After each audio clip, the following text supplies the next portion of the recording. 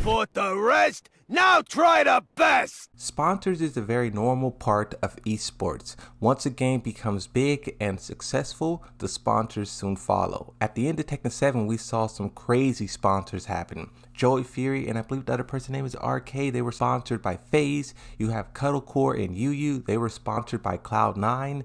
As of today, however, Cuddlecore is no longer sponsored by Cloud9, but she simply tweets that as of today, she is a free agent. Now, she's also still sponsored with Red Bull. She was double sponsored. So just like players being sponsored is a normal part of esports, players being unsponsored or that partnership ending is also a very natural process as well. But the way that this player lost their sponsored, the one we're going to be talking about today, is not normal at all. This is the most crazy and chaotic thing. I mean, this is the true nature of Twitter. When people think people on Twitter arguing and throwing hands, this is it. Now, in Tekken, we know about plugging. Plugging is a massive problem. I actually seen a lot of people in the comment section of one of my previous videos saying that they don't know what plugging is. Plugging is basically quitting out of rank in a very specific way to avoid a loss, to avoid a demotion. So you're supposed to play the match to the end,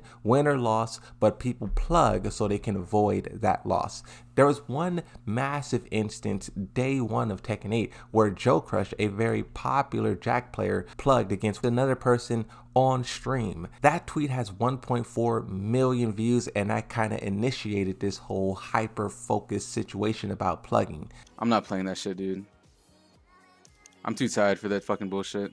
There were some tweets sent back and forth between the two as well, but at the end of that situation, Joe Crush apologized and the other person accepted. You have a nice little arc there from controversy to conclusion. This situation between the evil Padawan and Rick Maul Drip did not end peacefully as the Joe Crush situation. It starts off the same way. You have a clip here of one person getting absolutely demolished, and then during the match, they plug.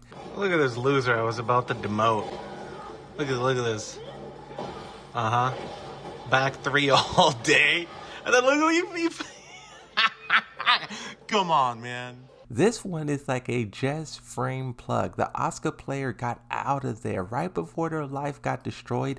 They were out of there. On this channel, I like to take screenshots and show you guys what players are saying and what's happening, show you the details. But this one was so chaotic, bro. Rick Muldrip was going on such a rampage. Just taking a recording of their replies shows you just how like wild this person was. You guys can pause the video at any point during this and you will see something crazy being said. This person was called out for plugging and they responded with fire and fury. Interesting enough, the person from the Joe Crush situation reappears again, and they take a collection of tweets from Rick Muldrip and they basically tag his sponsor, which at the time was Rise Gaming Pro, and says this is crazy. Now if you just look at these like screenshots, it's just unrelenting, like just this is real toxicity. I was looking at all of this and Rick Muldrip really got those like Twitter fingers. I mean, look at the time span here.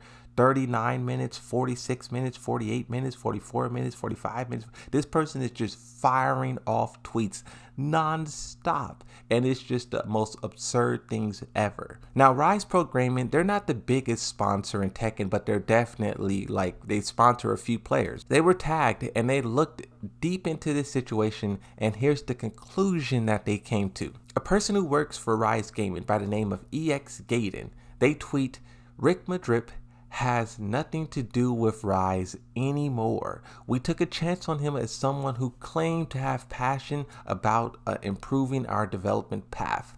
Unfortunately, he was on his last chance by yesterday, and following more outbursts, we cannot have this toxicity in our team.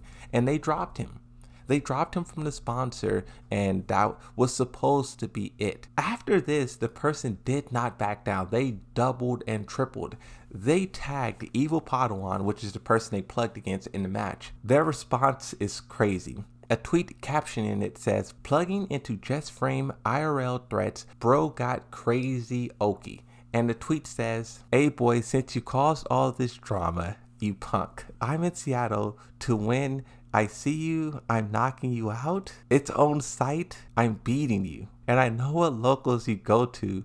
My son, I'm beating you. This person really lost in a Tekken match, plugged, and then was like, okay, you can't beat me in real life. Bro's trying to throw electrics in real life. In doing research for this video, I noticed this person went back and deleted a lot of tweets. This person is definitely a tweeter and a deleter. The non-believers, the underachievers, the tweet and deleters.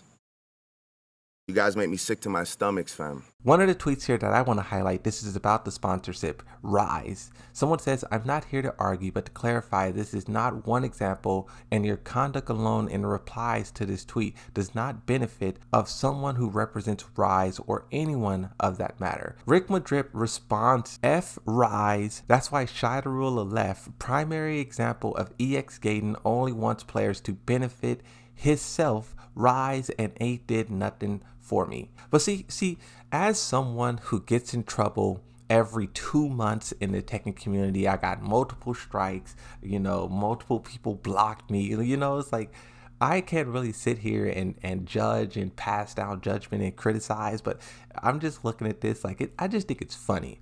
The person went from plugging to ranting on Twitter, to getting dropped from their sponsor, to trying to fight people in real life, to then slandering said sponsor. What a journey.